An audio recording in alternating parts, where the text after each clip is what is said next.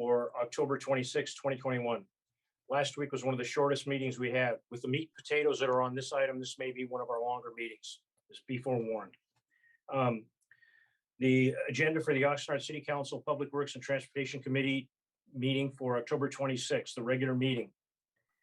While in the Zoom waiting room, once beg your pardon, Zoom details for calling for public comment during a meeting. Dial phone number 888-475-4499.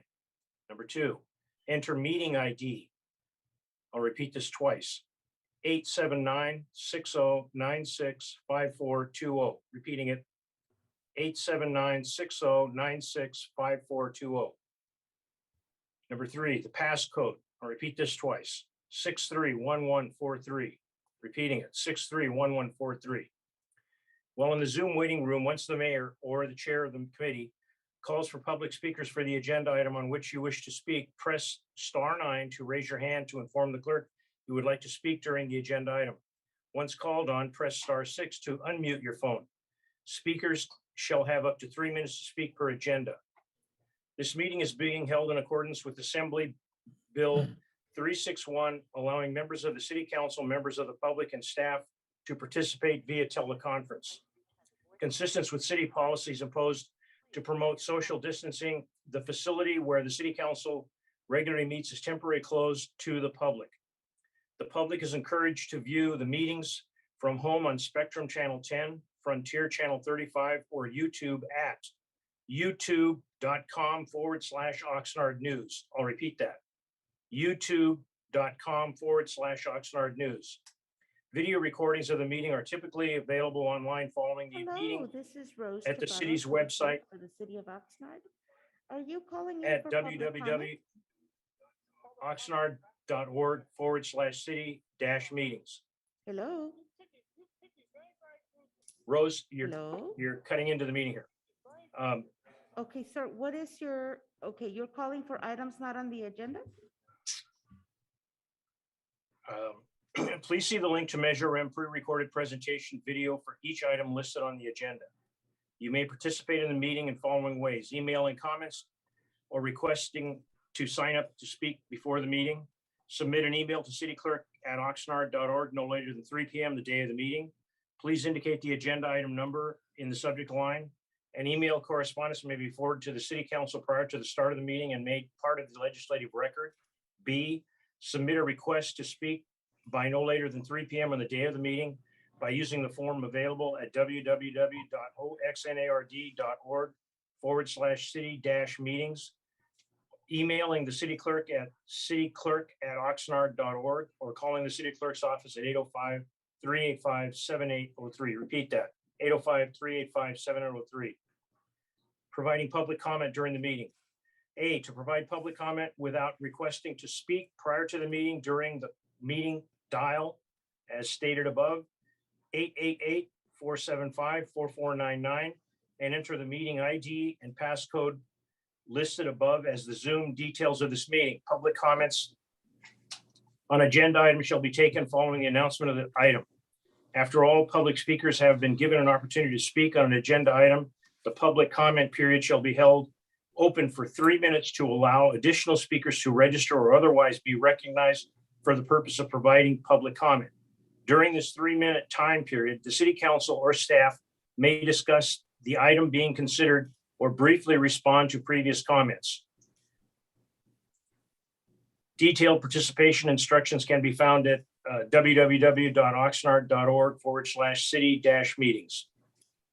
In the event of a disruption which prevents a legislative body of the City of Oxnard from broadcasting a meeting using a call-in option or internet-based service option, or in the event of a disruption within the city's control which prevent members of the public from offering public comment during the call-in option or internet-based service option, the legislative body shall take no further action on items appearing on the meeting agenda until public access to the meeting via the call-in option or internet-based service option is restored. However, if any of the broadcast options are disrupted by any of the other broadcast options is still available to the public, the legislative body may take further action on items appearing on an agenda, on a meeting agenda without waiting for the disrupted broadcast options to be restored. The city has filed pre-election, post-election lawsuits regarding the validity of Measure M. And with that, I'd like to start the meeting. We'll take the roll call, the posting of the agenda informed us by the Madam Clerk, and the flag salute. Mr. Brooks, would you lead us in the flag salute when it comes to that time? Could you?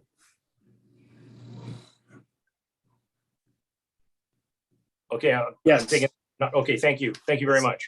Okay, Madam Clerk, can we take the roll call and posting of the agenda? Member Lopez, Here. Member Zaragoza, Here. Chair Perillo. Here. The agenda for this meeting was posted in the City Hall kiosk on October 19th, 2021. Thank you.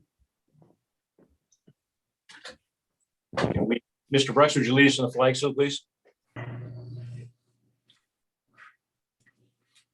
your right hand over your heart. I pledge allegiance to the flag of the United of the United States of America and to the republic for which it stands, one nation, under God, indivisible, with liberty and justice for all. Thank you very much. I did see from the Madam Clerk that we do have a member of the public that had written or had requested to speak on items not on the agenda. Is that party available, Madam Clerk? The speaker who signed up, Eduardo Huerta, has not dialed in and he's not available to speak. However, we do have Lauren Stein on the line who would like to speak on items not on the agenda. Okay, at the chair's discretion, if this gentleman calls up before the meeting's over, we'll let him speak at the end of the meeting. Go ahead, Sure, Mr. Stein. thank you.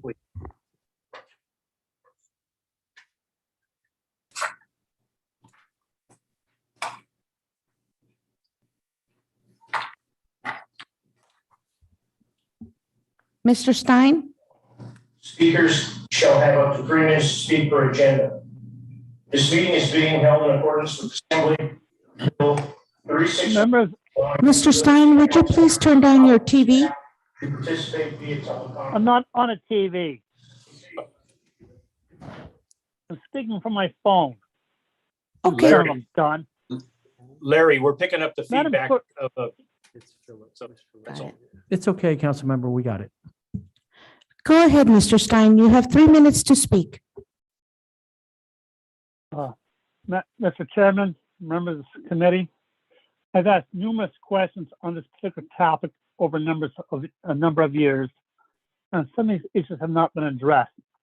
For example, why has not the city built a pipeline to Procter & Gamble while we're being charged $10 million to build a pipeline to 3 farmers? We're not contributing to the Great Water in an equitable fashion. We have 3 farmers who are not even paying debt service on this, or paying a nominal amount of debt service on that. They're paying 1% of the debt service, and the only right we get is to have the water tables not lowered. Meanwhile, Procter & Gamble is using anywhere between 3,000 to 4,000 acre-feet of water. We make the Great Water available to Procter & Gamble. That's 3,000, 4,000 acre-feet of potable water we would then have available. They're talking about conservation measures. And again, the issues are the city doesn't follow its own policies. I please would like you to ask the city manager why the city does not follow its policy. Whatever happened to the water neutrality policy that was supposed to be discussed? We've not seen the water neutrality policy enforced. We're supposed to have a water master plan. That has not been implemented. We have an urban plan that was released earlier this month, but the water master plan was discussed 2 years ago to be released to the public, and staff still has not released the water master plan. Why are we being taken for granted by the city? We keep spending, we spend, as a ratepayer of the water fund, we spend $40,000 was spent, $7.5 million a year in debt service. How much do the people pay on debt service receiving the water?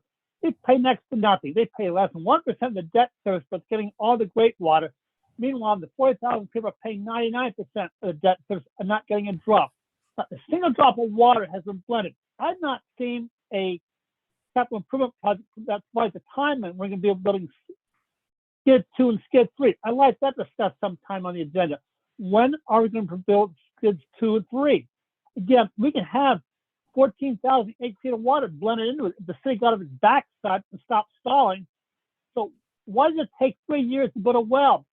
Most water companies can build wells in 2 to 3 months, not 2 to 3 years. So I need an explanation as to why the city is stalling on this project. Water is supposed to have been delivered to us as part of the backbone of the water supply in 2010. 10 years later, still no water. Where's the 30 backbone? seconds. Are we talking about? Why are we talking about a city council and a city staff that refused to do what they proposed to do 10 years ago? No water, no money. Why don't we use the general fund to pay for everything? Because the water fund is not paying for it because they're not building it. Thank you very much for your time. I'll be speaking on future agenda items. I'll be speaking on agenda items later on this evening. Thank you.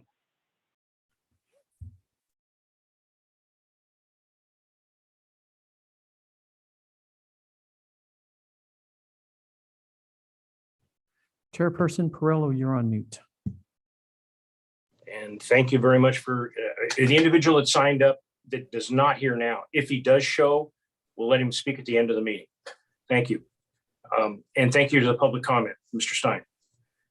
Moving to the consent agenda, the city clerk's department, approval of the minutes. That the public work and the recommendation, the Public Works and Transportation Committee approve the minutes for October 12th, 2021, regular meeting as presented. Do we have any corrections, clarifications, questions, or recommendations by the committee members? Nope. Chair, if there's no changes, I move approval as presented. And I'll second it. Thank you. We have a motion and a second. Madam Clerk, can you please set the roll? Member Lopez, Yes. Member Zaragoza, Yes. Chair Perillo. Yes, Thank you. Motion passes 3-0. thank you. Mr. Chair, Mr. Chair, if we can just wait a few minutes to see if there are any public speakers on the consent. Oh, I beg your pardon. It was 3 minutes. Should I bring my favorite opera back for 2 minutes? Sure. The 3-minute rule. The 2-minute opera.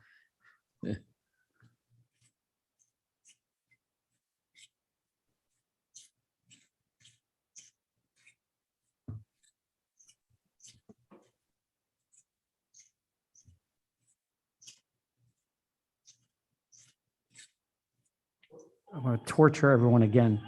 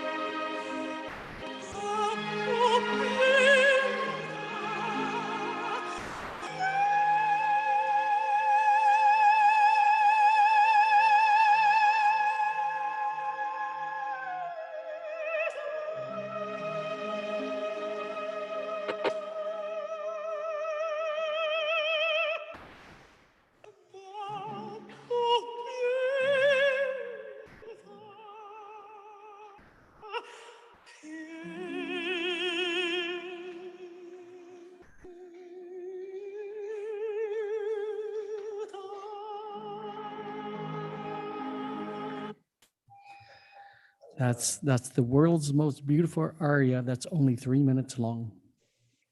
And the next time we have the clock, Councilmember Perrello, your turn to sing. Okay, well, with that introduction, I will just say that as I look at the screen with all the people that are the photographs, it is amazing to look at the different facial expressions. Some look like they're terrible pain, others look like tremendous joy. And I can share this with you. When I was in diapers, my grandparents and aunts and parents would cook spaghetti sauce, listen to the Metropolitan Art. And that's one of the reasons probably why I came out like I did, but that's another story. Okay, moving on to the Public Works Department. Report, item 1, subject, drought condition update. Recommendation that the Public Works and Transportation Committee, number 1, receive a report on the current drought conditions and forward it to the City Council. And number 2, provide feedback on a potential ordinance to amend the city's 4 water shortage stages in the city's existing ordinance to a 6 water shortage stages to be consistent with the state's approach. This item is available on the internet. The city put it out, but because of Measure M pre-recorded, we cannot put a presentation here. The contact person is Mr. Michael Wolf, our Public Works Director. And first off, do we have any opening comment that the city manager wants to make or the department head? If not, are there any questions specific to the video presentation? And I have no indication of any public speaker on this, but I did get a message that the individual who wanted to speak at public comment, quote, loved the opera and he will speak at the end of the meeting. Do we have any comments on this item from the public? And if we do, would you rather hear the comments first or have them later if we have any comments? Committee members. Yeah, I think Mr. Stein might have called back. If he did, Okay. let's hear him now. And then I don't have anything, I don't know if Mr. Wolf does, but we certainly encourage as many questions as possible from the council. I see Mr. Wolf's head from his nose to his chin going up and down, and so I assume he has a comment. Yeah, good evening, Chair. Just want to, a couple things to note since we wrote the staff report. I would like our Water Division Manager, Mr. Castro, to give that a couple of things have changed since the last time we wrote the report. Thank you. Thank you, Chair, committee members, city manager, members of the public. My name is Omar Castro. I'm the Water Division Manager for the city of Oxnard. I'd like to provide you with an update that we were made aware of relating to the drought and the state water deliveries.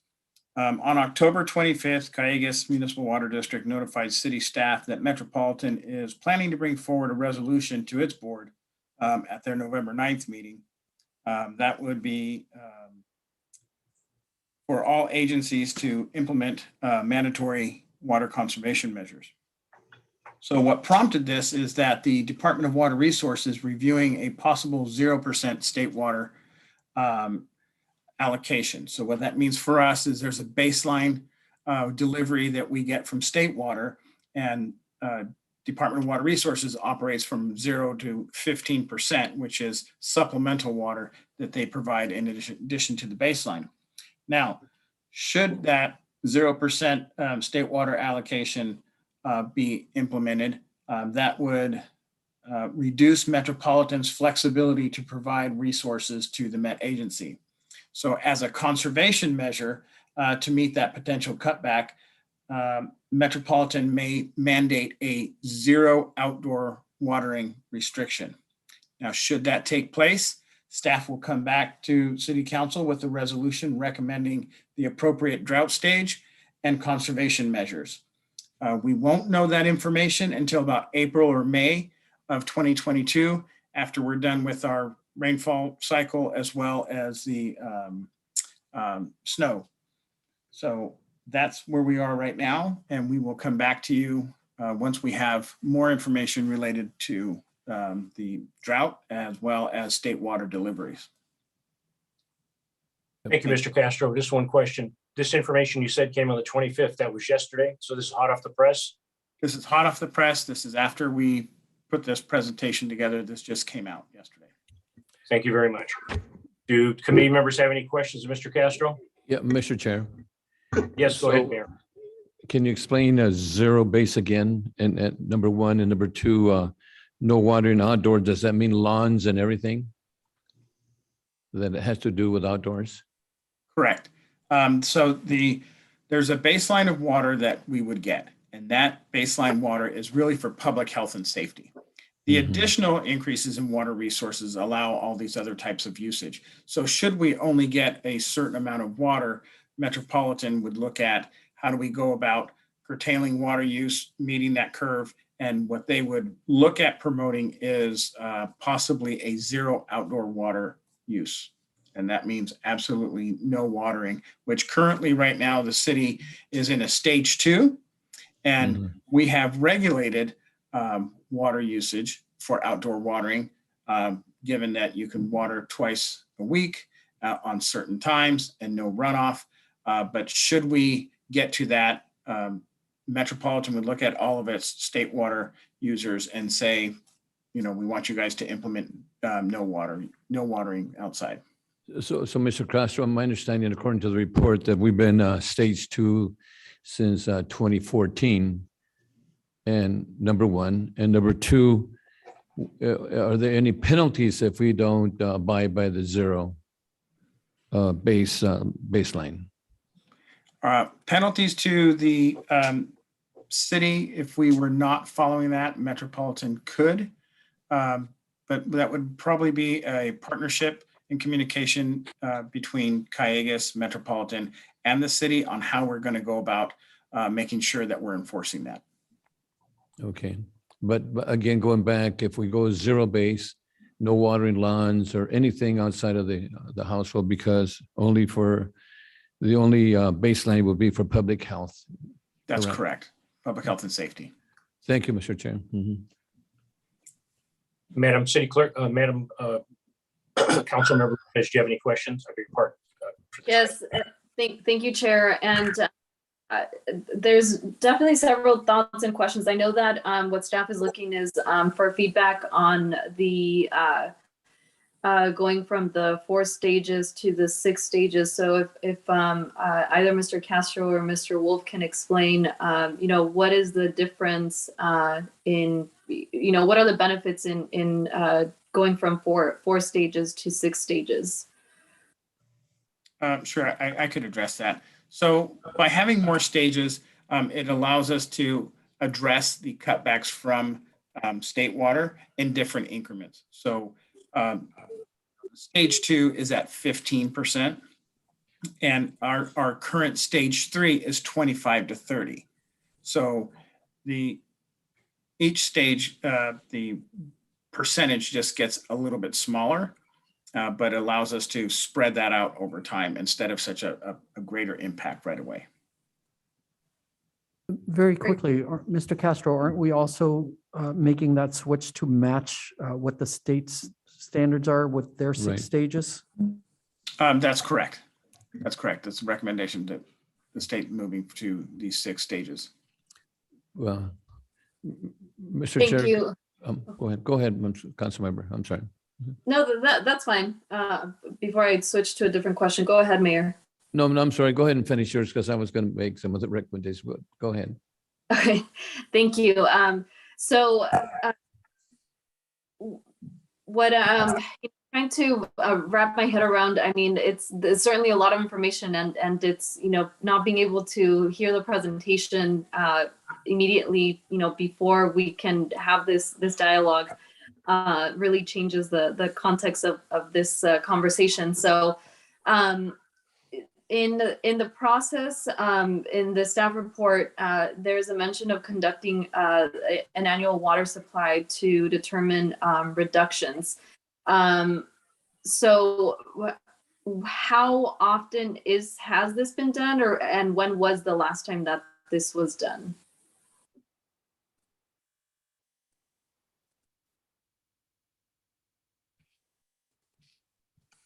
Whoever can answer that, can they please address the General Councilwoman's question? Sorry, Chair, I lost my speaker for a second. I'm going to invite the Water Resource Manager, Abraham Maldonado, and I don't see if Megan is on, but Megan is our Conservation and Outreach Coordinator who created the PowerPoint presentation. So Megan, if you're there. Hello, Mr. Maldonado. Can you Can you please address Councilwoman Lopez's question? Or Yes, do you need to I can. you need to repeat it? Or, Madam Councilwoman Lopez, can you please repeat the question? So, Yes, thank you. And I'm not sure if Mr. Castro said either Ms. Schneider or Mr. Maldonado could answer, but in part of the staff report mentioned, looking towards the future to conduct an annual water supply to determine if there's any, if there are supply reductions. So I'm just curious how often this has been done and when was the last time this was done? I'm not sure if I understood that clearly in the staff report. Yes, I can take care of this question. Hi, my name is Abraham Maldonado, Water Resources Manager. We conduct the analysis annually when Callegues provides us with their annual report on the water supplies. So this typically happens, or we get the information around the spring of every year. And once we get that information and kind of look at what our groundwater allocation is available for that particular year, and then we look at our state water project supply, and then we make an analysis to see if there's going to be a shortage. In recent years, for the last many years, we have not had a shortage in water supplies. We've had a sufficient amount for our community to provide to all of our customers. So we're looking at this, probably me personally, I'll be taking a look at this every 6 months or every year at the minimum. Great, thank you. That's very helpful, and especially with the information that Mr. Castro shared about what we're looking at from Metropolitan Water with the information coming in April. I think clearly a lot of things are changing over time, and so it's understandable that being able to evaluate on a sort of ongoing basis is more valuable given the conditions right now.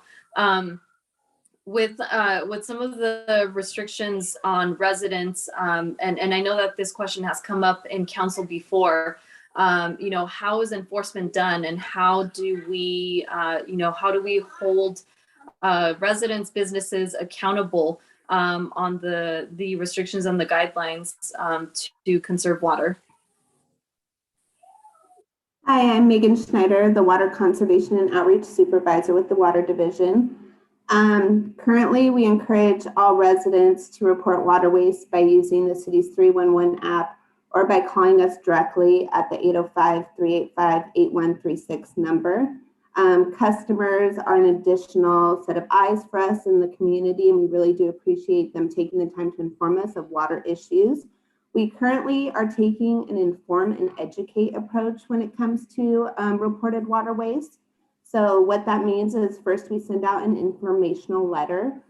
This letter includes the type of waste that was reported, as well as details such as location, time of day. The letter also lists other prohibitions on water waste within the city. We include educational information, whether that's rebates, programs that the Water Division is offering to its residents.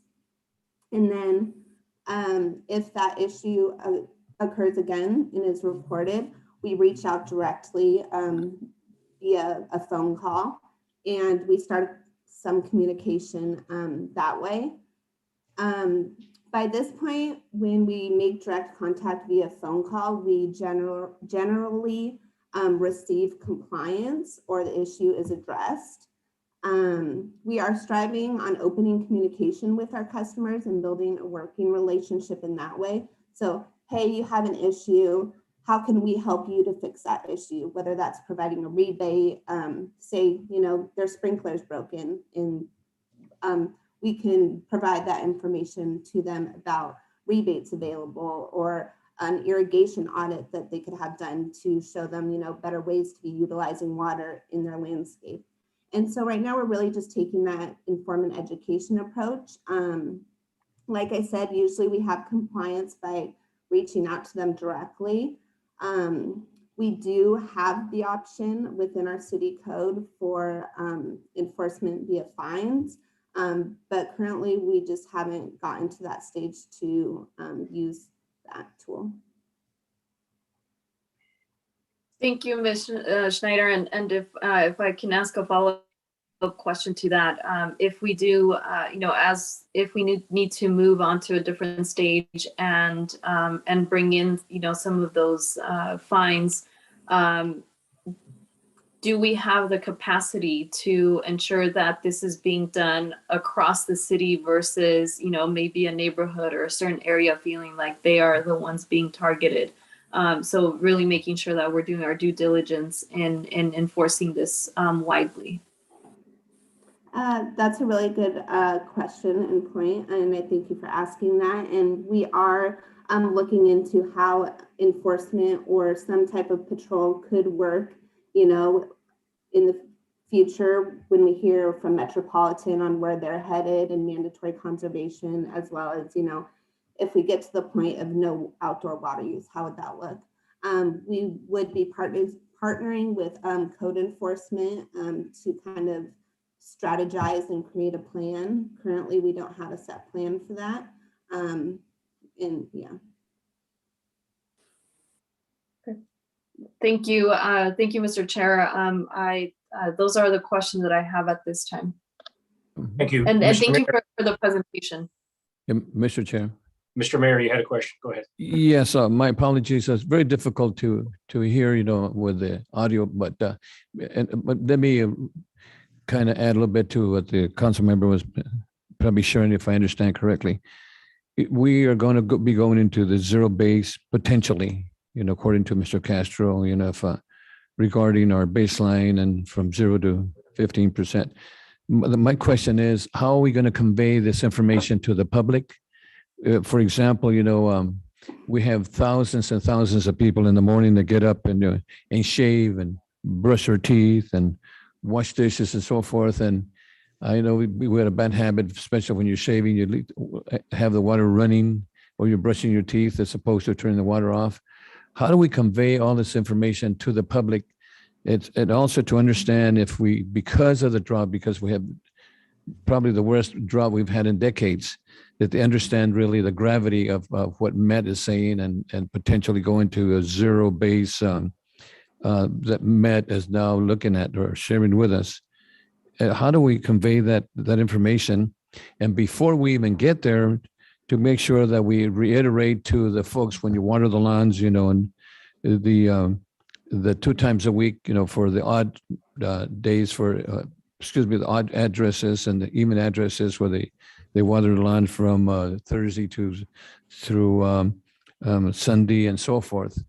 What are we going to do to convey this information to the public, to their residents, and again, to our commercial folks? For example, when you go to the restaurant, should they order a glass of water or not order a glass of water? Because a glass of water here and there doesn't look like much, but when you go in thousands and thousands of restaurants and homes and so forth, that adds up to a lot of water, So my question would be, how are we going to convey this information to the public, especially right now?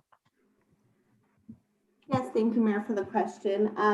We are working on a strategic communications plan that would include outreach with different types of media, such as utility bill stuffers, direct flyers, posts through the city's social media outlets, such as Facebook, Instagram, Twitter. We also host events, such as currently we're doing a curbside water conservation kit event. We've had 900 people sign up for that event, and we have provided them with flyers on information regarding our water sources. So just really zoning into campaigns that reach those customers, like I said, whether that be flyers, utility bill stuffers, direct communication, as well as, going and presenting at HOA meetings, community meetings. Is this information going to be in the city website and also on the website for the water department, water division? Yeah, so we would be working directly with the public works communication coordinator. And do you have the website that people can call in or click in and do you have the website now that we can share? Yeah, so residents or anybody could go to oxnardwater.org where they could find information on all of our programs, rebates, classes, as well as the conservation measures currently in place. Great. Thank you. Thank you for that. Thank you, Mr. Chair. And I think you have somebody who wants to speak there. Yes. Mr. Wolf, do you want to say something? If you don't mind, Mr. Chair, I'd like to add to what Megan was saying. If everybody remembers in 2014 and 2018, when this sort of proclamation was made in the past, there was a lot of announcements that came through the state. So we also will make sure that we're recognizing that there are the radio announcements through the state, the Met. So to the mayor's question, it's not just going to be the city of Oxnard that we'll be putting that message out. If the state does what they're anticipating doing, Met anticipates what they're doing, I would assume that they're going to do the same campaigns or similar campaigns that they did in 2014 and 2018. So there's another opportunity for our to hear it from that level as well. And Mr. White and Mr. Chair, one more thing too, that I know you're probably going to do that. That information needs to go out in Spanish, probably in the Vida newspaper, because they apparently have about 48 to 50,000 individuals that read that paper every week. So that is extremely important that we send that in the Vida newspaper in Spanish. Thank you. Okay. I see that we have our public speakers available. Madam Clerk, whichever. Yes, we have Eduardo Huerta who dialed in at 9:56. He was originally on items not on the agenda. And we also have Lauren Stein who has called back. Okay, as I mentioned before, if Mr. Huerta is going to speak on items not on the agenda, that'll be at the end of the meeting. If he wants to speak on this item, he can do it. But so he's got to make up his mind. And then we have Mr. Stein. Can we take Mr. Stein first and wait for Mr. Sure. Huerta to Yes, make of up course. his mind?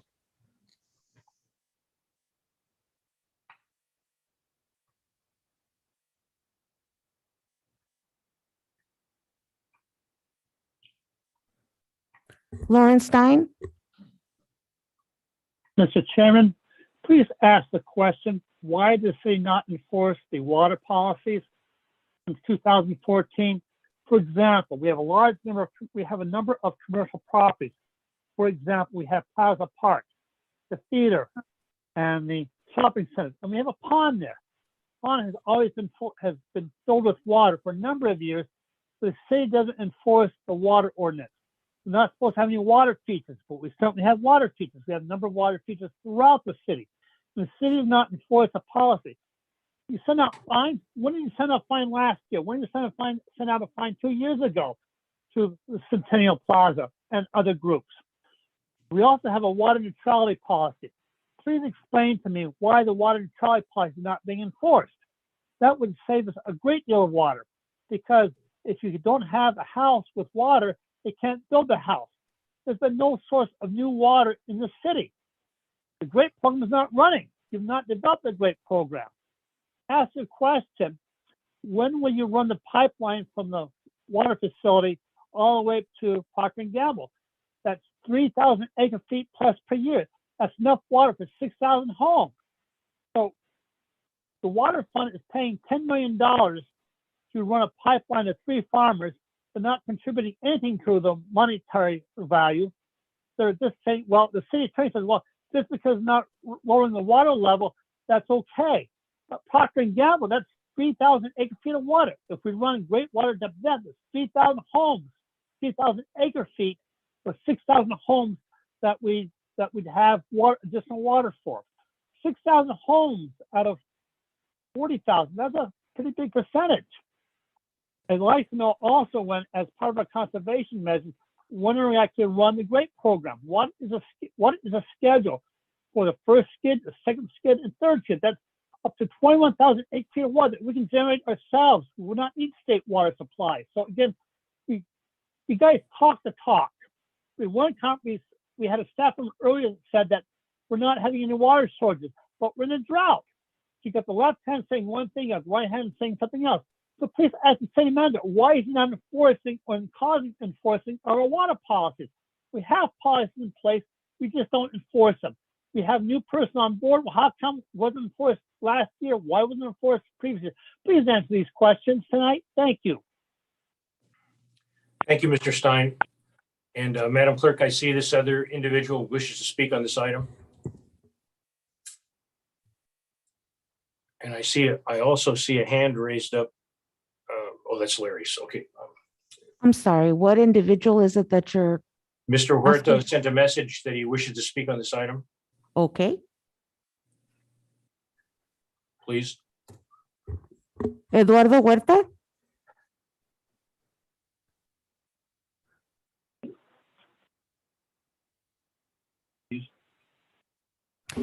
Eduardo Huerta? Yes, good evening. Yes, just to let you know, if you wish to speak on an item, you need to raise your hand. So now you can go ahead and speak on item D1, drought condition update, and you have 3 minutes to speak. Go ahead. Thank you. Good evening. I just want to say, I think our community should have been well prepared for this issue. I think the last time that we went through this issue was with the past administration with Carmen Ramirez, and, you know, being a farm working community, just like the individual just spoke, we should have been already on board and actually prepared for this plan. Right now, the whole issue with the oppression with the water and the water crisis that we're going to go come into, and our fields just kind of picking up, and our crops picking up, giving these farm working communities, let's say, security around their, around their life situation after COVID. I think it's very important for us to develop a program before we actually hit the water crisis, because I think it's very important that we continue to advocate for these farm working communities that really depend on the water to get up in the morning, go to work, to provide, obviously, the service that we get when we go to restaurants and whatnot. And I think, honestly, I believe we have the District 2, we have the downtown area. We've been affected by this water shortage and the high cost of water for a long time. We're actually barely enjoying our green grass and whatnot. So I want to say that it's better for us to be well prepared and take care of these customers and really pay attention to their needs.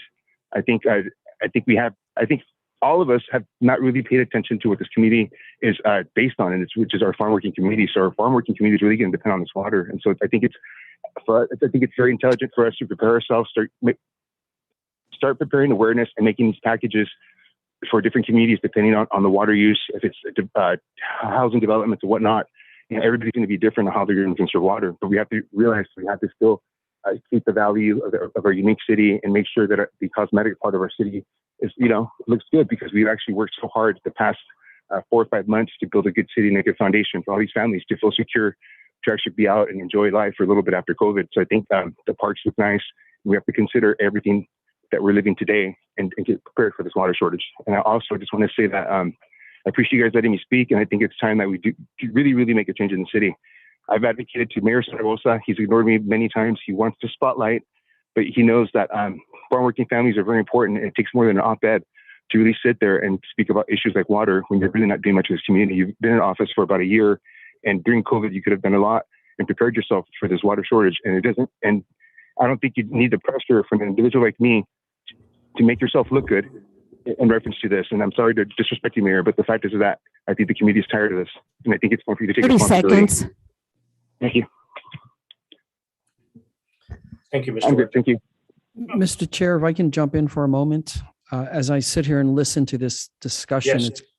thank you. As I sit here and listen to this discussion, it's clear that the city's been in stage 2 based on the city's 4-stage criteria, not the new 6-stage one, but the city's been in stage 2 since 2014. But as I heard from staff tonight, we still have yet to have any sort of enforcement plan. I think those are very obvious questions, not only for the council, but the community to want to have some initial answers to. So I'm going to ask that staff work on some of this before this is brought forward to the city council. Thank you. Thank you. I would like to thank the members of the public that spoke in this item. They brought up some very good points. Welcome aboard, Mr. Wolf. This is it'll be very interesting. And I would just like to make one statement with respect to Mr. Castro and Mr. Maldonado's comments and Ms. Schneider. The large water suppliers that we purchase from, if they go into a very sharp cut off, the rationale is not that we run till we absolutely go to the last drop. The rationale is we try to conserve as much as we can. So God forbid, if you go into the next year, there's a little bit left in the tank. That's what's going on. They don't want to run it to the last drop. There's a commercial, good to the last drop. That's not the way this water thing is going to work. So this is something that has been going on for a long time. There have been a lot of people that have been focused on it. There have been other things that have come up in the city. I'm grateful that there's as much interest now from members of the public because we've had 2 speakers, and in a city of 200, almost 250,000 people, 2 speakers. It gives you an idea of, the power that 2 speakers can have in a community this big. Hopefully that, and it's the mayor's recommendation that we make these broadcasts. Hopefully we put this video out, and not just me talking, but the important stuff that goes out and the staff report. There's a lot of information in the staff report. I'd like to thank everybody that worked on the staff report. Now, if we can get into the meat and potatoes of the staff report and question some of the things that the council members want to bring up. I'll start with any council member that wants to ask questions further than what they have. Sir, you also If have a we- couple hands up on the Yeah, screen. we have Mr. White. Okay, I can't see it, so Wolf, please help me. Anytime Wolf. somebody put their hand up, help me out, and I I recognize think you. Mr. Wolf is up. Yeah, Okay, Mr. Wolf, yes, I'm sorry, Mr. Wolf. Go ahead. No problem, Mr. Chair. I just want to make another announcement that has changed since the staff report was written and the presentation was recorded. So initially, when the governor made the proclamation, he did not include some of the counties or all the counties in California. Since that time, and since we've actually published this agenda, this county of Ventura has been added to that proclamation. So I wanted to make sure that was clear because the staff report was written before that change was made. So I just wanted to make that clear for the record. Thank you. Are there any other hands up that wish to say anything? so, Mr. Chair, I just want to reiterate ahead, Nick. again. Go ahead. I would just like to reiterate again that we are getting all this information. Staff has given an excellent report. And I had a meeting with Sherry today, and shared a lot of good information. But we need to really convey this information to the public. As mentioned before, we're a city of 200,000+ people with numerous restaurants and businesses, so forth, that need to work with us to conserve that water, to make sure that they understand the gravity of the shortage and the potential of going to zero water that was mentioned before. So I think it's extremely important that we use every means of media that we can get to convey that information to the public, so which I think is extremely important, and that's basically what I have to say at this time. Other than whenever you need a motion, I'd be happy to make a motion. I have a few questions I'd like to ask along the way, but Madam Councilwoman Lopez, do you have any further comment?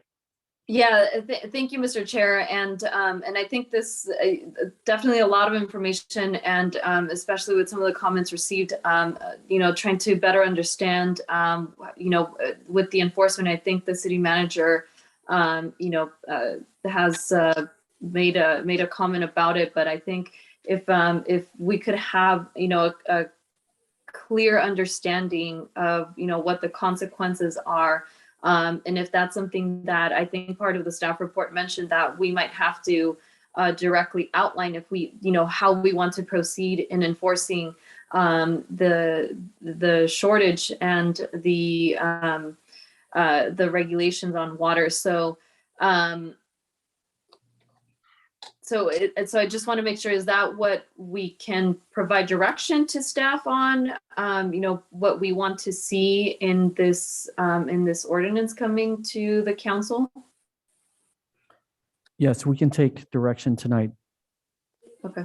Yeah, I mean, I think it would be important to ensure that there's a clear understanding of what the consequences are. And if and what the fines are. I think Mr. Stein mentioned even some comments about the use of water in fountains and that sort of thing. And I believe what I understood even from the staff report is that is allowed if it's reused, correct? Or I'm not sure if I'm using the right term. So I think, making sure that even the way that is presented to the public is clear, so that there is no misunderstanding of when and how and what the consequences are. Thank you. Mr. Chair, additionally, Go ahead, we're Mayor. not alone in this, with this drought business. In fact, I was talking to Sherry this afternoon, is we also need to work with the county, with the Fox Canyon, with the GMA. And one thing that was shared with me that this is, city of Oxnard is not alone. This is a regional. In fact, this is a state, this is a Western United States problem that we need to work with. So we need to partner not only with the cities, with the commercial, but also with the ag industry too. That it's extremely important that we convey that information not only to the public, as I mentioned before, but also to the other cities and the county that we need to work together on this drought condition. And so, Mr. Chair, I see that Sherry has her hand raised. Go ahead, Deputy City Manager Klima, please. Yeah, I just wanted to add the mayor's comments are spot on, and there will be a presentation coming to you all about the GMA regulations and some of the regional efforts that's going to be coming to you in the future. And we did want to segregate this drought issue and make sure that you were able to focus on this today, and the regional collaboration that the mayor talked about, which is very key in terms of the drought, but also in terms of water policy in general, will be coming forward. Much of what Mr. Stein mentioned relates to some of those policies and some of those negotiations that we're having. Mhm. Thank you. Okay. Thank you. I would like to chime in on a few points. Number one, I appreciate that we're talking about this. Water has always been a big deal, and I appreciate the mayor mentioning it's regional, statewide, it's Western United States. This is big. It's if you watch the news, read the newspaper, or even talk to your neighbors, you realize this is a big thing. Certain things I would like to point out. The questions that came from the members of the public are all good. Mr. Wolf, some of these members of the public have been talking about these matters for years, and some of them are spot on. Some, it's like a broken record sometimes, but they ask very good questions. And I don't believe their questions are being ignored, but sometimes it's not easy to understand or articulate the answer. And sometimes when the answers are given, they're not received very well. But I'd like to start from the beginning of the presentation, the staff report. I hope that this is the last staff report that we ever have, that there are no page numbers on these staff reports. It's difficult to transmit one idea to another person when there's no page numbers on a staff report. It seems pretty easily accomplished, although I don't know how to put it on there other than to write it each time. But I think for the members of the public that would listen to this, they would be easy to find if you went to page 42 or page 2 or page 3, and you counted down the paragraphs, you could find what somebody's talking about to find out if I'm blowing smoke or telling the truth. So we'll start with the staff report and turn to what, as I turn the pages, the second page of the staff report. And it talks about, on the second to the last paragraph, it talks about what could happen with respect to the Callegas. And the other shoe fell yesterday, and we found out what could happen. As we move down, it talks about, in that same paragraph, it talks about next year. I hope that whenever we talk about these items, we figure out very quickly, what are we talking about when we're talking about years? Because we have calendar years, we have fiscal years, we have water years, and we got some other kind of year. What year are we talking about? So that everybody's on the same page. We're all talking the same language. We go to the next page, which would be page 3 under discussion. It lists various things that are prohibited based on what actions the city took. And if we take about the actions the city took, it's on page 4. And I'll read directly from the second to the last paragraph. The state of California declared in 2014 drought over and lifted the emergency requirements in 2017. But, I repeat again, but Oxnard never amended or rescinded resolution number 14741. So the city never lifted the level 2 condition. According to regulations number 14741, with respect to potable water. And whenever we have these reports, a little extra word, potable water. Let's use the term drinking water. People don't always know what we're talking about. Those that are in the industry can know it blindfolded. The rest of the public may not. But they talk about various things, and members of the committee have mentioned it. When you can water, when you can't water. But one that jumps out and bites me in the back is number 4. Irrigation of newly constructed homes and buildings exteriors with potable water is prohibited unless drip or microspray systems are used. Since 2014, there's been quite a bit of construction in Oxnard.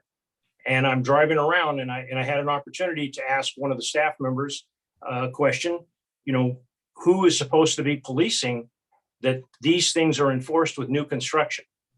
I hope when this comes to the council, we'll have an answer to that in the report, because this is significant. It's not how we make a rule. It's not what the rule is. It's if you enforce the rule. And if you don't enforce the rule, we have a member of our city staff, Mr. Brooks, who has to deal with code enforcement. And sometimes the situations are that people get mad that the rule's not enforced across the street, but they're trying to enforce it with one individual. The rules are to be shared, as one council member said, equally throughout the city, throughout the neighborhood, throughout the northeast, west, south, no matter where you come from, you're in the city of Oxnard, you're stuck in the boat that we're in the city of Oxnard. And that the reason I bring that up is it's going to be very easy when we start to go back and we start to enforce this, because others will take an interest and read this. And they're going to want to know, why didn't you enforce this? As some of the public comments we had today. The other items that have come up, there's been mentions of the penalty. On the last page of underneath the possibly amending the water code, it states on the second paragraph, on which would be, because the pages again are not numbered, page 1, 2, 3, 4, 5, 6, 7. Second paragraph. Under the city code, the city has the discretion to impose penalties on any violation of prohibited water use. And I just mentioned there are 5 prohibits on page 4. Prohibited water waste activities. Approximately a decade ago, we're in 2021. So a decade ago, figure out when that is, Oxnard imposed civil citations up to $500 each for violations of water regulations. My understanding is from this report, those items and those citations are still on the books. So we could start enforcing this. If we have a department that doesn't have enough people working for it, if we start to enforce this because of need, and the need would be we're running out of water, and we need to hold people accountable no matter where they live in the city of Oxnard or how they're politically connected, we should be able to generate enough money to pay for some salaries for people to get these notices out. I don't know how my fellow committee members feel, but I feel strongly on that. What's good for the goose is good for the gander. And the questions that Mr. Stein asked me specifically to ask, I'll give him the courtesy of asking the questions. I don't expect an answer right now. I can answer some of them in my own mind. He wants to know when a pipeline will be built to Procter & Gamble. My assumption is the cost of a pipeline to go from the recycled water facility all the way to the northeast corner of the city of Oxnard is going to be quite expensive. That's the best I can say on that. When we would have, and he wants to also know when we would have more skids. We are looking to partner with other people to get in more supply. There is no purpose in having more skids if, as the word is, we don't have the feedstock. And the feedstock is what you flush down the toilet, what you take a shower with, what your washing machine puts in the sewer system. If you don't have the feedstock to produce the recycled water, there's no sense in buying more skids. We have terrific staff, and under the leadership of the people in the departments, and specifically the one I work with the most is Ms. Klima. There's a lot of things in moving parts, but it takes a degree of cooperation. And one of the things that I believe will help the cooperation in this community is when the other cities in the county see that Oxnard is not willing to turn a blind eye on things that they should have been doing or they can do to put us in a better position to be able to say, we're doing what we need to do. Do you want to partner, potentially save money and save a precious resource? Mr. Stein has also asked, why don't we enforce the water policy? I hit on that one. enforcement is a big thing. I've been asked questions by people that work for the city of Oxnard that apparently the city of Oxnard has a policy where if a person has a leak, they can get some assistance from the city of Oxnard to correct those leaks, but it's on a one-time basis. And I'm not sure what the limit of the assistance could be. I've been asked if it would be possibly increased to a multiple time basis. I don't know the answer to that. I think it deserves a looking into and a discussion on the council's side.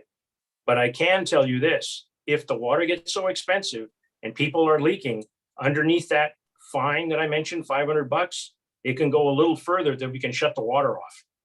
They can shut the water off at a residence if things are going that bad, haywire. And if it gets that you can't water the outdoor plants, then it would get to the area of gray water.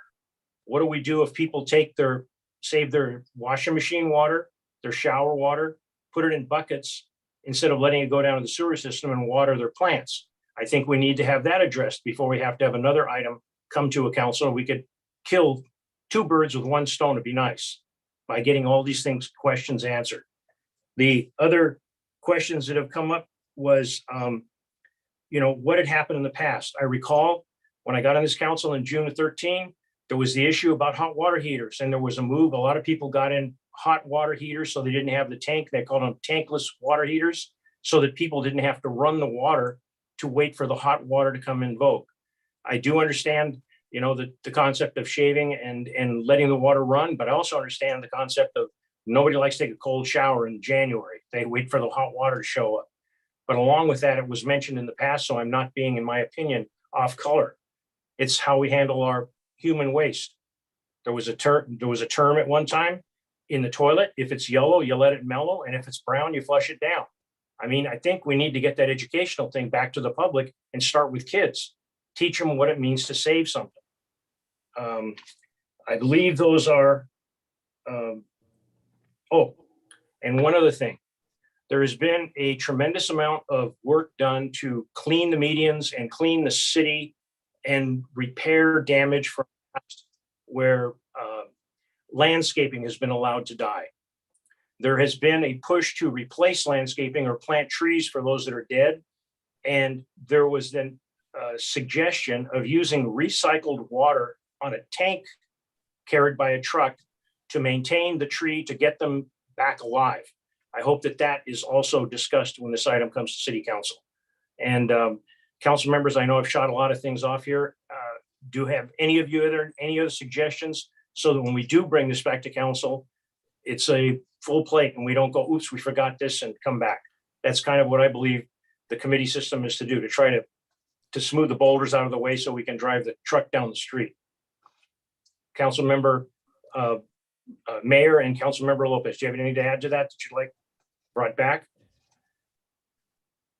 One of the things that I was reading the report, Mr. Chair, is that other cities report leaks within 48 hours. And I think the city of Oxnard has, 72 or 78 hours. And the question is, why is that a difference there, to report leaks? Maybe that's something that the staff can look at and report that back for the city council. Good, very good catch. Mayor, Councilmember Lopez. Yeah. Adding to that, to the mayor's comment about leaks. I do want to recognize that we did take action at the last committee meeting and in the last council meeting to approve the smart meters that I think are going to do tremendous work in addressing some of these issues that have gone unnoticed, not because of staff not doing their work, but because of the system not being in place. So I think all of those measures are definitely going to put us in a better place. I think you're 100% right. And one of the things, the meters, the city was not in a financial situation where they could take the large bite that we did. And it's a tremendous credit to the water department to bring that forward and the city's council for approving it. On the one of the things that just, we live in Southern California, it never rains. Well, it rained yesterday. There's another one of the rules that if it rains, you're not supposed to have any irrigation 48 hours after the time that it rains. And I can tell you, I went down the street and I saw the sprinklers running yesterday. So that's it. So I'm running out of gas here. I'd like to make, Go ahead, Mayor. I'd like to make a motion, Mr. Chair, if at this time. And the motion is that we, first of all, I want to thank staff for an excellent report. But I want to make a motion that we receive the water drought report from staff. And number two, that we recommend to the city council to amend the 4 water storage stages in the city existing ordinance to 6 water storage stages to be consistent with the state approach. So I'd like to make that motion. And before I make the motion, I'd like to share something that I think is extremely important. It was shared to me this afternoon that I'd like to quote Mark Twain, that water is for fighting and whiskey is for drinking. And I'd like to end with that. And I'd like to make that motion that we approve, not the water for drinking and whiskey, water for fighting and whiskey for drinking. But I just wanted to share that with all of us because it's such an important item. And so I'd like to make that motion today. Thank you. I'll second the motion. And I would third it. When we take our vote, I would like to just say that we're all being teetotalers, so we don't understand the concept of whiskey for drinking. But okay, this is great. And Madam Chair, Madam Clerk, would you take the roll call, please? Chair Perrello, Yes. Member Zaragoza, Yes. Member Lopez. Yes. Thank you. Motion passes 3-0. And Mr. Chair, I just want to thank Sherry for an excellent presentation, information she gave me this afternoon. So, thank you. Yes. Is there, Mr. City Manager, is there any comment you'd like to have staff address or anything before we move to the next item? No, sir, just that we have good notes from the discussion. There are lots of other questions that we can incorporate as this report moves on to the council. We won't have the answers to everything, but we can at least frame all the issues that came up tonight. We'll have answers to some of it.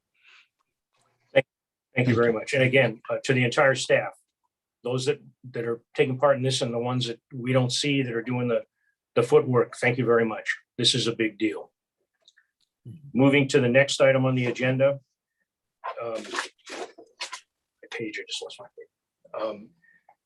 Public Works Department, subject agreement A-8368 with Totter LLC for the purchase of residential containers and parts for the Environmental Resource Division. The recommendation that the Public Works and Transportation Committee recommend that the City Council approve and authorize the mayor to execute agreement A-8368 with Totter LLC in the amount not to exceed $750,000 for a 3-year term ending December 31st, 2024 for the purchase of residential containers and parts. This item was available online, but due to Measure M will not there will be no presentation now, but was pre-recorded.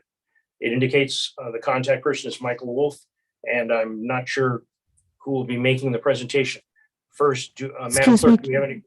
Chair Perrello, we do not have public speakers. However, we will set the clock for 3 minutes. 3 minutes. Okay. And recall, there's no formal presentation. Mhm. Okay. But the council can start discussions, or I can go back to the Italian music theme if you'd like. Your choice. I'll tell you, well, I appreciate the music and the talent, but it makes the hair stand up on my neck.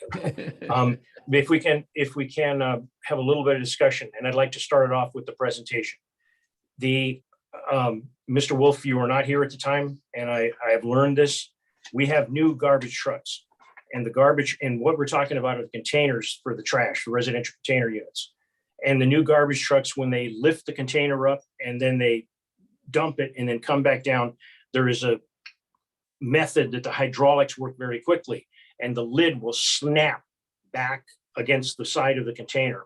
There have been some areas of the city, my neighborhood being one, and I went down, I drove through Colonia this afternoon, and I saw their trash picked up day, and I see a lot of the containers on the street with the lids on the back. They're not broken, but they're on the back. What happens, the older they get, the more they get the sun damage, they crack in the sun. the reason I'm asking this question, will the parts that are being discussed here, if a resident has a broken lid, but he's got a great trash can, can he get a new lid and replace it himself, or do we have to swap out the whole can? That's my question. Thank you, Mr. Chair. Maybe Brian Yanis can provide that answer, or Todd. Good evening, Chair, Commissioners. Brian Oh, Mr. Yanis, Yanis. Assistant Public Works Director. We can replace the lid if the cart is absolutely in good condition. So that's why in the staff report, you see that we ordered 1,900 carts and 1,400 lids. This is this next order. If we do replace the lids, is it a matter of making a phone call and leaving the trash can out in front, or would you drop off the lid for the resident to put on, or does the resident take his garbage can to the MRF, or what's the process? Or you can address that when this item comes to council in the future? We can address that now. We will take a call, and it's a service call. We can call the call center, and we would go out and replace the lid. Staff does it. Yeah. It's usually done on the same day as their trash pickup, since the can is already out on the street. Mr. Chair. Yes, and before we get there, Mayor, can we give the service numbers, phone number now? People watching? Yes. Brian, I have that. Yeah, I think it's Oh. 80, 60. Yeah. It's 805-385-8060. This is Todd Busquez Housing. I'm the division manager. Okay, and I'll repeat that, 805-385-8060. Is that correct? Right. Okay, thank you. Thank you very much for that response. Mayor, you had a question? Yeah, and I just want to share that number's been in existence for years and years and years. 385, 8060. I memorized that for many, many years. But I just want to share that the service at the environmental department does is excellent. And I was missing one of my lids in one of my trash containers, not because I'm the mayor, but I called them up. They came over, and instead of replacing the lid, they gave me a new container. Because the container had a hole in the bottom anyway. So when the service guy saw my container, he says, instead of replacing the lid, let me replace the container because there's a hole in the bottom, and they provided the new container with the lid, which I think is really excellent service. One of the things that I read too, that this is a 50% plastic, and when that container is no longer in use, they grind up that container and recycle it. And also one of the important things that I saw there in this bid is that when the container is delivered to the city, it's fully assembled and ready for use. In the past, I remember when the lids used to come in separate from the container, and you had to have our city employees assemble the container. But the way they are now, they're fully assembled and with a 50% plastic, and it was as the assistant public works director mentioned, we're getting 1,900 containers and 1,400 lids with this order. So. And our time is over in terms of waiting for callers. If the council member doesn't have any concerns, I'd like to make a motion to approve this item. Okay, do we have a second? Second. Okay. Roll call, please, Madam Clerk. Member Zaragoza, Yes. Member Lopez, Yes. Chair Perrello. Yes, Thank you. Motion passes 3-0. and I would just like to add this one comment. When you think about the trash cans in the city of Oxnard, we have 37,000 residential customers. That's a lot of trash cans to monitor, keep control, and it's an investment that we have in this trash cans. I appreciate this department taking care of our investment and the service to our customers. Thanks all that were involved in this and answering the questions. Thank you very much. Mhm. Moving to the next item is Public Works Department. Subject agreement A-8380 with Crisp Company for on-call street striping and marking services, PW 22-17. The recommendation that the Public Works and Transportation Committee recommend that the city council approve and authorize the mayor to execute agreement A-8380 with Chris Company in the amount not to exceed $435,000 for a 3-year term for on-call street striping and marking services, PW 22-17. Again, there is a pre-recorded presentation, but due to Measure M and the issues ongoing in court, there will not be a presentation at this time. Madam Clerk, do we have any public speakers on this matter? No public speakers, Chair Perrello, and I will set the clock for the 3 minutes for public speakers to call in. Thank you. Do we have any questions or concerns about the video presentation or the staff report by committee members? Mr. Chair, Go ahead, Mayor. I was really impressed with the presentation. One of the things that really struck me was that, of course, this is a 3-year term that we have. If I'm correct, I'm thinking it's 1,800,000 square feet of striping. Is that correct? 1,800,000 square feet. I mean, that's a tremendous amount of striping. Number one, and also I think one of the things that they that it kind of struck too is this thermoplastic paint that is used in certain locations, you know, for durability, and also that becomes probably a safety issue. This is really, really important for the public. So that 1.8 million, is that a correct number? That's a lot of striping.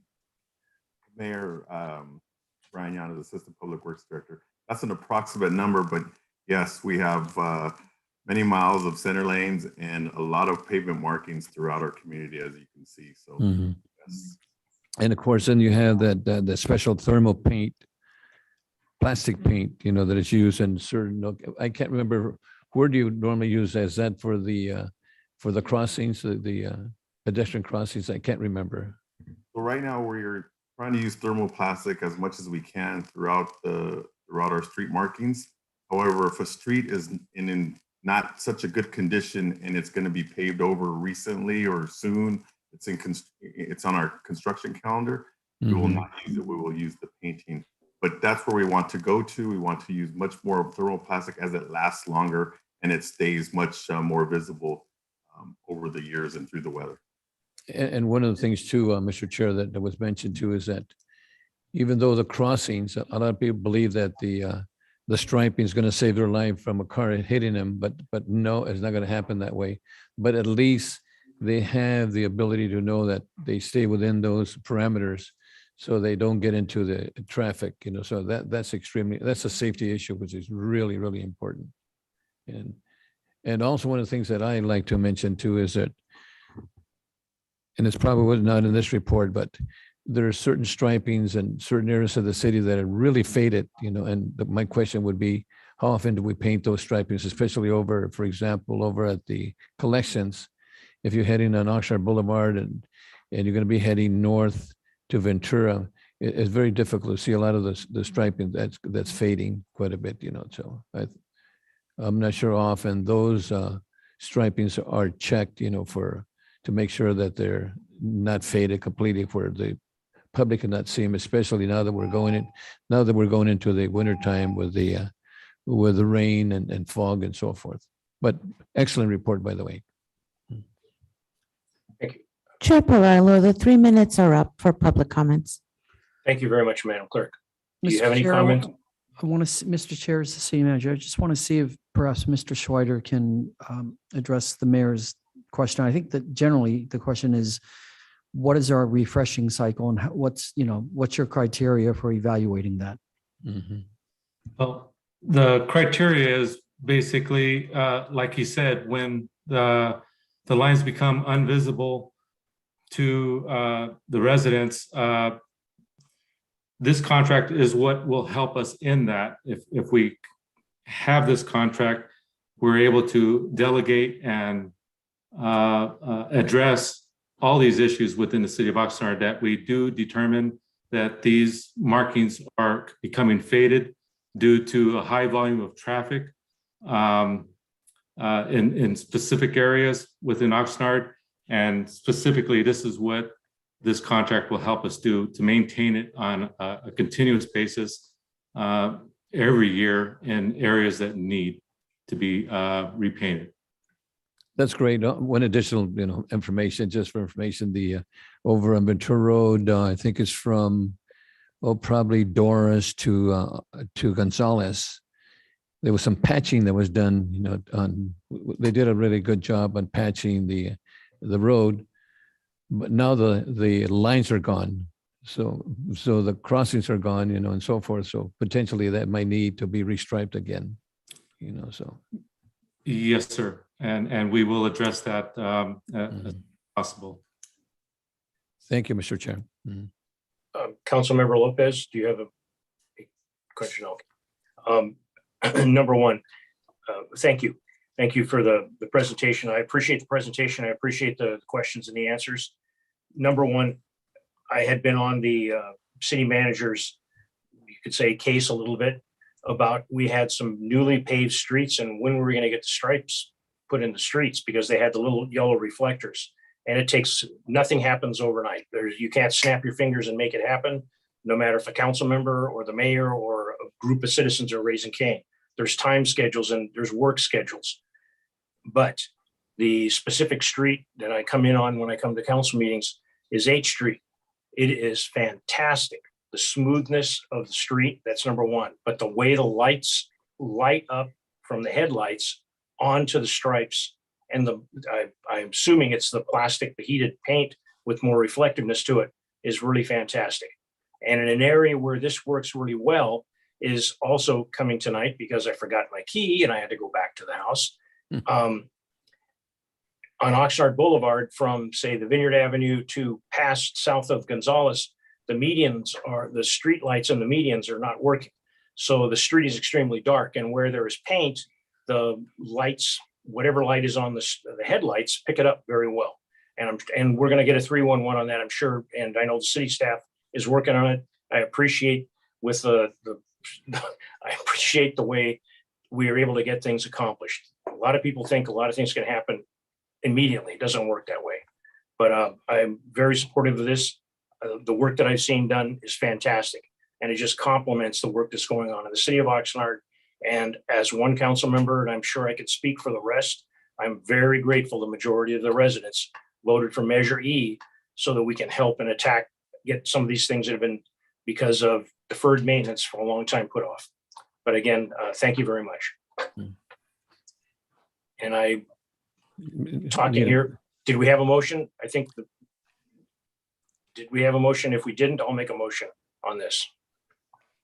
I'll second your motion, Chair. Okay. Roll call, please, Madam Clerk. Chair Perillo, Yes. Member Lopez, Yes. Member Zaragoza. Yes.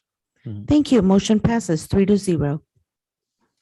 Thank you very much. And thanks to all the staff. And Mr. Shriver, thank you very much for your work and the crews. Pass it on to them. Thank you. Thank you. The next item is D4, Public Works and Transportation Committee.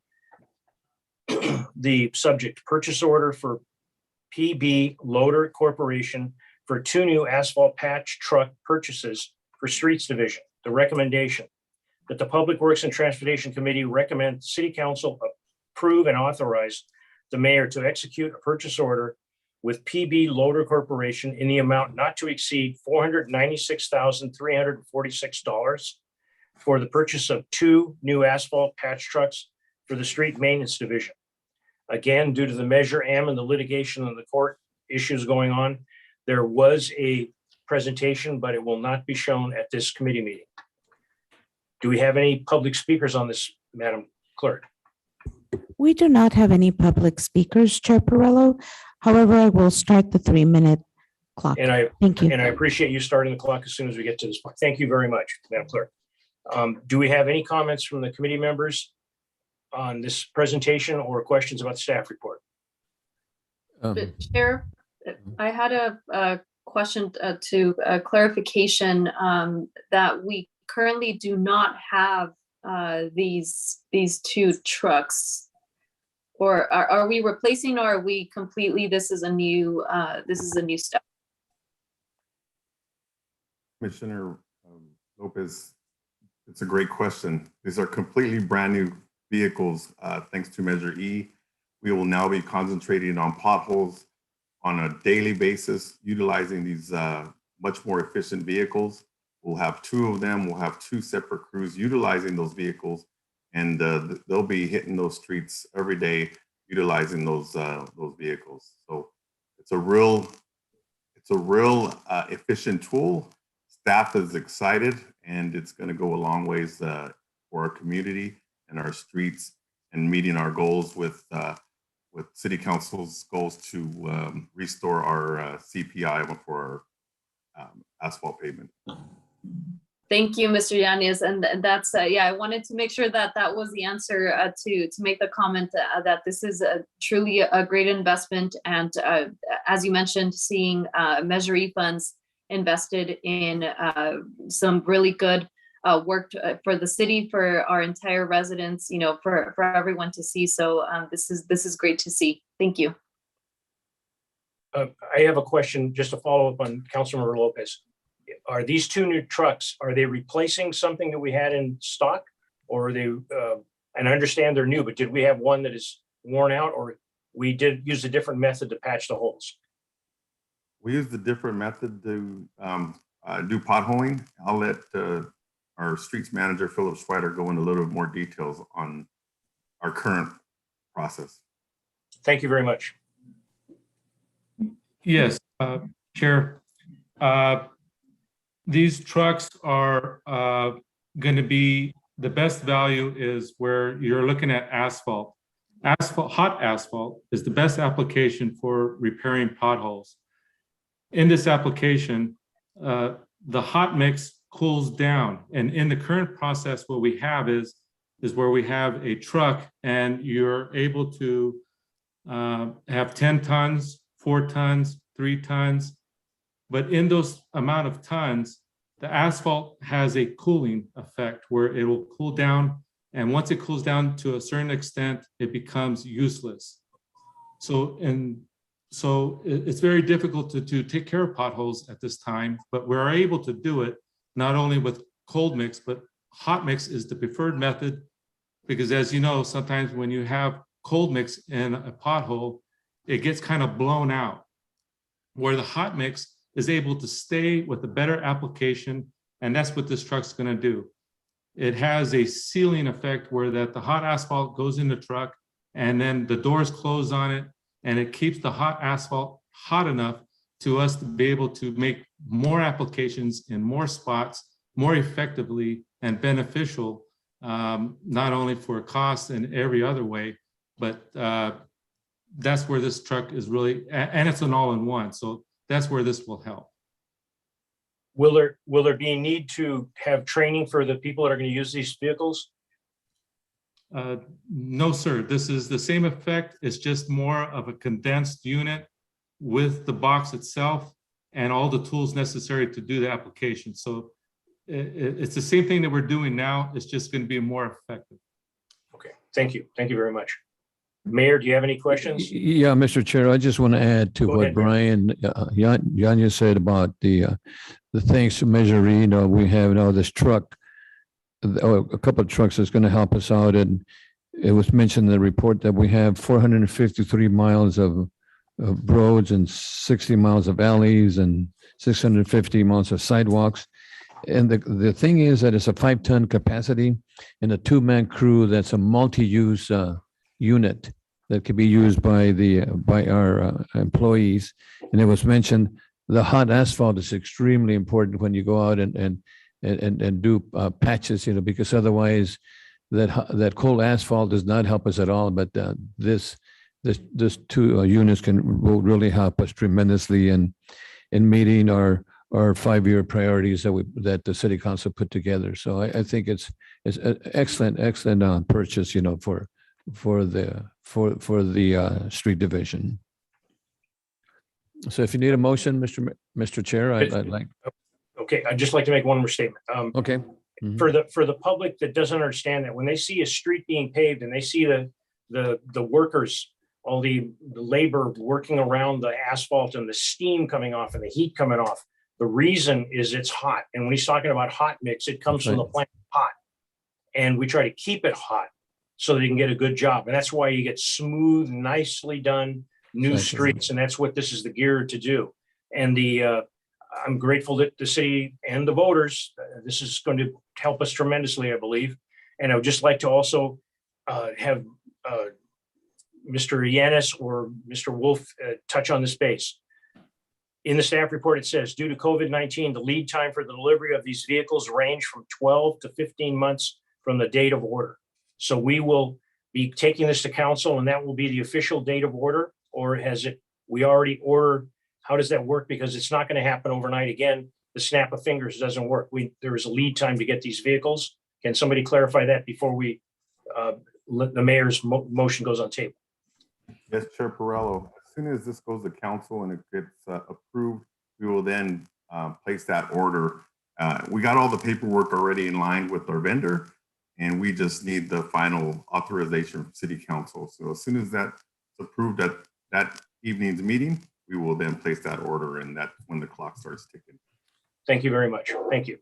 Chair Perrello, that sounded like a trick question, but I'm glad we answered it correctly. My fellow councilman, the reason I'm asking is because there will be somebody calling one of us or one of the other councilmen tomorrow and going, hey, where's that truck and where's this pothole? That's why I brought it up. And again, to the quality of the work that our staff is doing by including that in the report, it's significant. Thank you for including that in the report. Mayor, did you want to make a motion? Yes, sir. And Mr. Chair, just to add a little bit more to if we have any more rain, which I hope we do, we're going to have a lot of potholes, and this is really going to help us. Yes. With the rain, it comes a lot of potholes. I'd like to make a motion that we approve this item. Chair, I will second the motion. Thank you. Madam Clerk, can you take the roll, please? Member Lopez, Yes. Chair Perrello, Yes. Member Zaragoza. Yes. Thank you. Motion passes 3-0. Thank you. Thank you for the presentation. Thank you for answering the questions and all involved. Please pass it on to the people that are not here tonight in your departments. Moving to the next item, agenda item number D5. The time, Again. 3 minutes. We already Chair did the Perrello, three. we do not have any public comments. However, I will start the 3-minute timer for public comments now.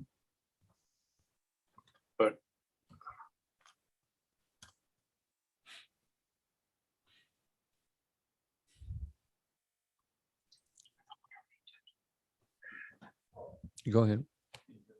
I thought we already did, but if not, you can play the opera music or something there. No, we can. I'm sticking with the Italian theme.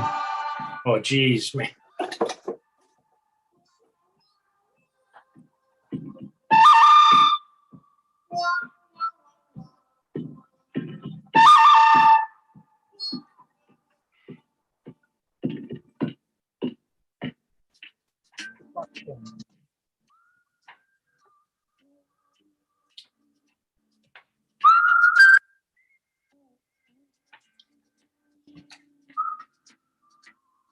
Councilmember Lopez, I think next time we'll have you pick the music. See what you come up with. Yeah, I don't know. I've been around kids lately, so. Yeah.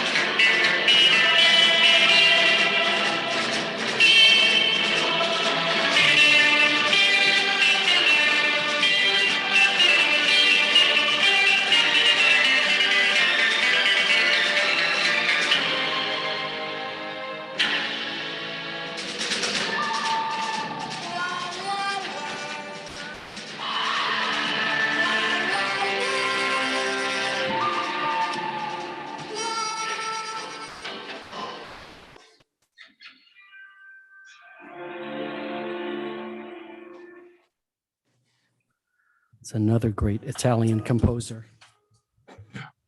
Okay. Uh, Moving on to the next item. Agenda item D5.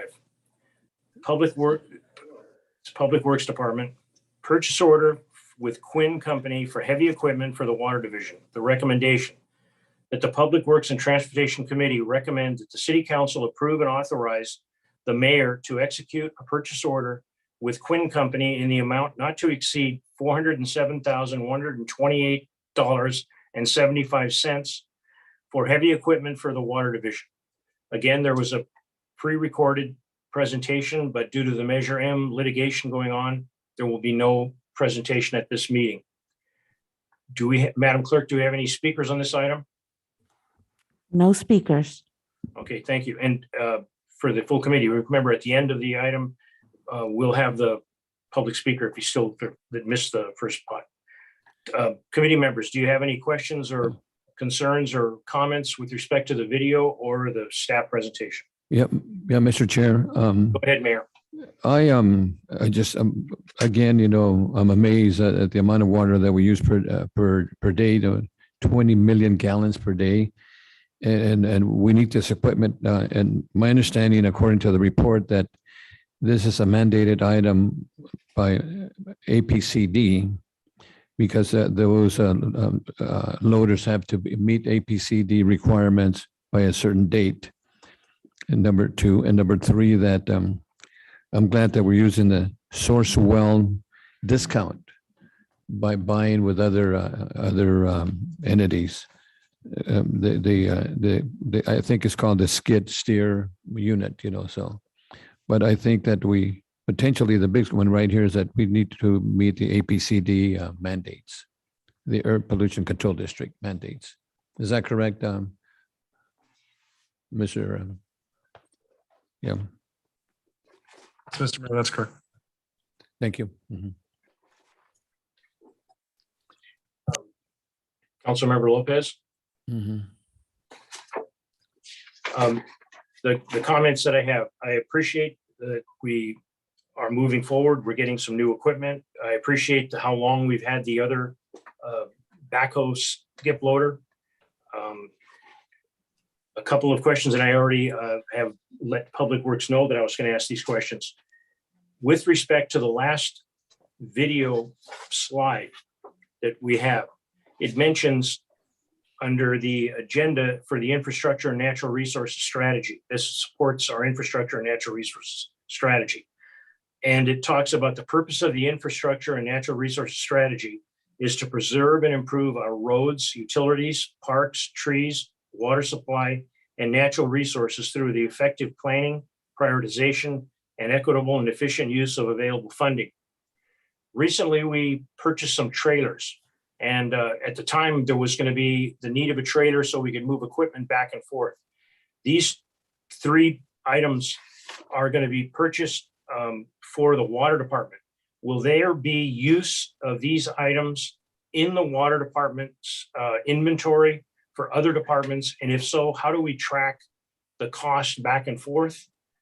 That's part A of the question. The second one is, what are the requirements before we allow people, we turn them loose on a piece of equipment, the skill set that they need, and what guarantees do we have that this equipment is not used by individuals that are not authorized to use this, non-city employees type things?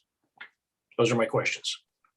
Mr. Chair, it's Michael Wolf again. I'll touch on them briefly, and then maybe Mr. Castro can go into detail. But your first question, it will be assigned to water, specifically used for water. Now, in an emergency, if we have some sort of emergency, certainly we would be able to have those available to other divisions, but only in an emergency situation. But these will be assigned to the water division and used for water division distribution.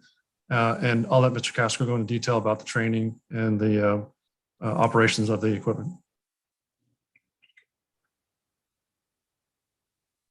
Thank you, Chair. Omar Castro, Water Division Manager. To kind of touch base on also what Mr. Wolf has mentioned, in the event that there was another city department that needed to utilize one of our pieces of equipment or labor for that matter, there's always a charge of accounts that we get to record that. So but primarily that wouldn't be used unless it was a true emergency. When it comes to training, we have formal and informal training. Caterpillar will be providing training to staff on proper ways to operate the equipment, also on proper ways to work around the equipment, protecting employee safety while working around heavy equipment, and also when working around traffic. We do routine tailgate sessions, going over safety parameters, working in the field, working around equipment. But we will have annual training, and that'll be hands-on, as well as some classroom training regarding heavy equipment. Thank you. Thank you very much.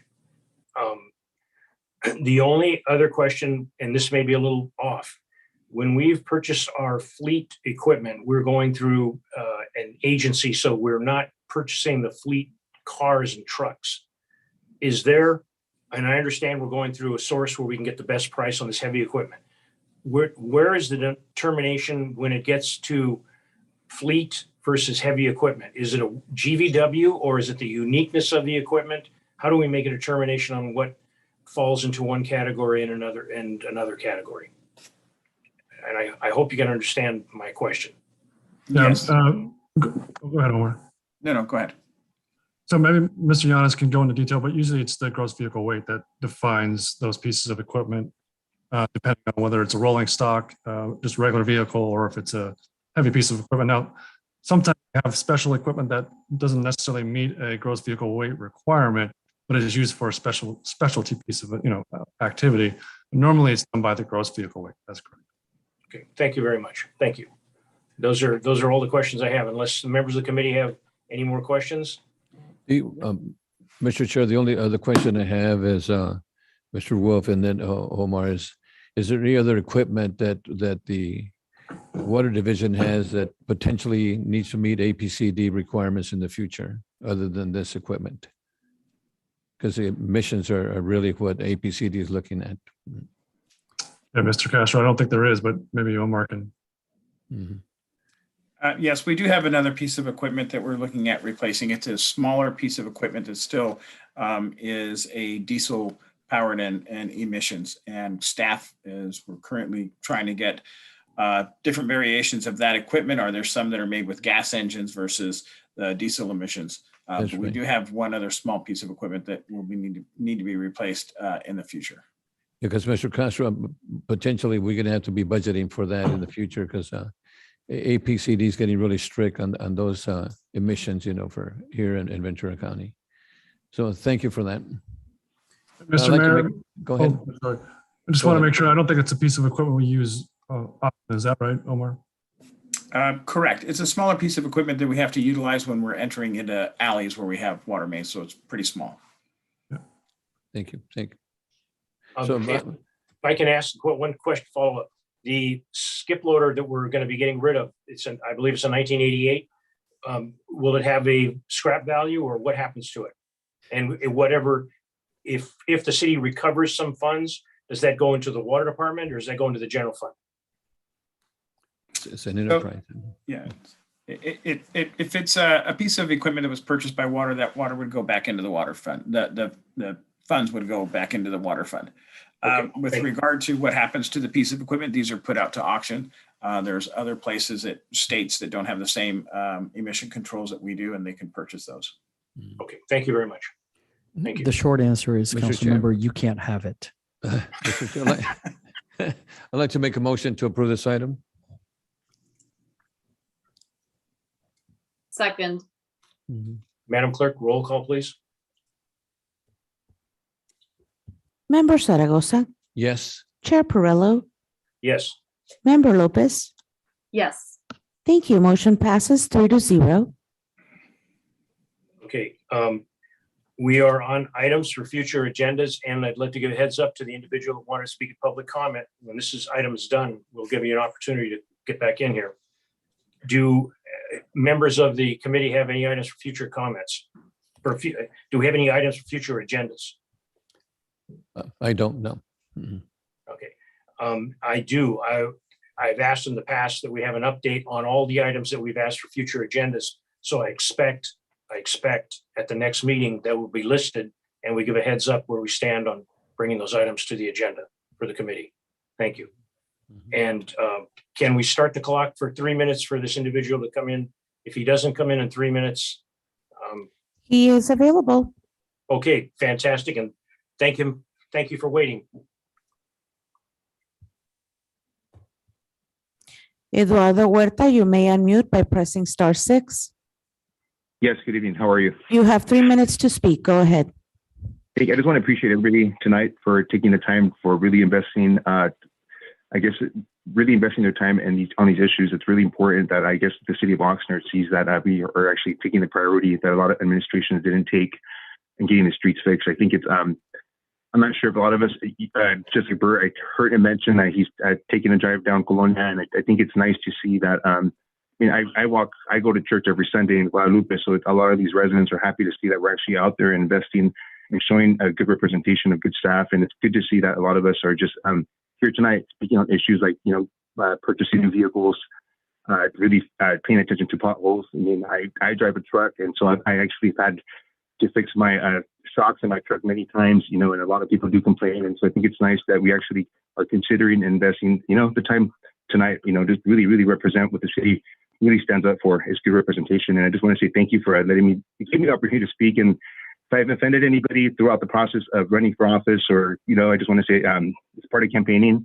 I hope that the integrity really reflects what this campaign was really about. And I just hope that everybody just keeps on doing what they're doing for the city. And thank you. And I appreciate the good help here. And thank you, Mayor, for the attention tonight. Appreciate it. Thank you very much for your comments. Thank you. And thank you for the compliment to the city staff. Ladies and gentlemen, that's an indication of an individual who understands the value of a thank you. A lot of times we'll see city staff and, people don't even give them a wave, or if they do, it's not a polite wave. Just say thank you once in a while goes a long way. And we were all taught to say thank you by elders in our families. So with any comment by the city manager or city attorney for tonight before we close out? None from me, thank you. Okay, city attorney? That was me, thank you. Okay. I have one more Italian song, but I'll save it for the next committee. Okay, all right, thank you. Thank you very much. Okay, with that, I adjourn this meeting. Thank you very much. Thank you for all attendance. Thank you. Thank you. Bye. Have a safe week.